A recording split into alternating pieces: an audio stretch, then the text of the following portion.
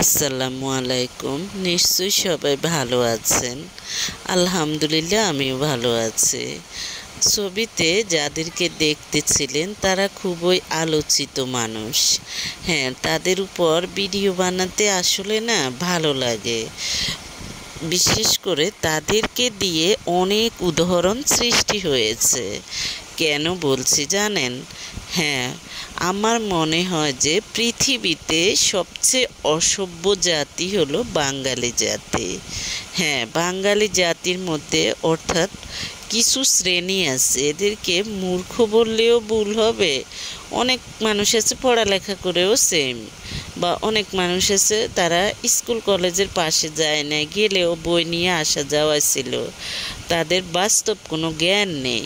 তারাই, হ্যাঁ, ওই সব শ্রেণীগুলাই একজন মৃত মানুষের নামেও বদনাম উঠাতে, বদনাম চড়াতে দ্বিধাবোধ করে না।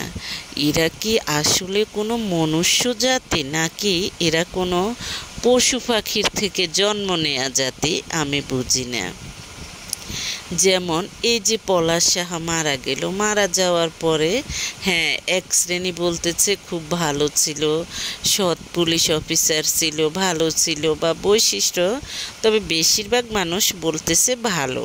হ্যাঁ, যেখানে বেশিরভাগ মানুষ বলবে ভালো, তার মানে সেই মানুষটা হলো ভালো।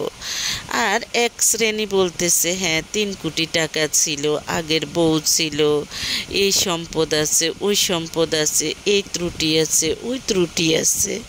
তারপর হ্যাঁ, আরও অনেক ধরনের বদনাম ছড়াচ্ছে। তাই এসব মানুষগুলোকে ঘৃণা করলেও আমার মনে হয় যে কম হবে। এইসব মানুষগুলো এত খারাপ, মানে এদের কোনো সংজ্ঞা নেই। এরা মৃত মানুষের নামেও বদনাম ছড়াতে তাদের কোনো বিবেকে বাধে না।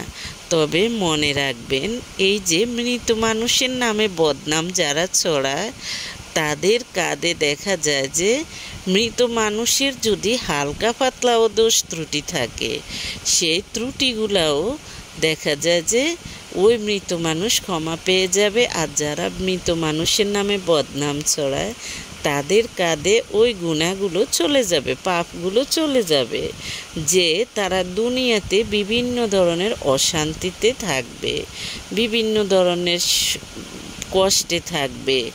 এমনকি মৃত্যুর পরেও তারা ওই যে হিন্দুদেরকে যেভাবে চিতায় পোড়ানো হয় দুজখে, ওইভাবে দেখা যায় যে ওদেরকে শাস্তি দেয়া হবে। তাই জীবিত মৃত কারো নামে বদনাম ছড়িয়ে নিজে চিতার আগুনে জ্বলবেন না। অন্তত পক্ষে মনে রাখবেন, ভাবছেন মারা গেলে তো কেউ দেখবে না, কিন্তু দুনিয়াতে আপনি যখন কষ্ট পান তখন আপনার সাথে মানুষের দেখা হয়, কারো সাথে না কারো সাথে আপনি শেয়ার করেন, তখন আপনার কষ্টটা কমে যায়। কিন্তু আপনাকে যখন মৃত্যুর পরে শাস্তি দেয়া হবে, তখনও আপনাকে জীবনটা আবার ফিরিয়ে দেয়া হবে, তখন আপনার কষ্ট হবে কয়েক গুণ। অর্থাৎ তখন আপনি সেটা সহ্য করার মতো ক্ষমতা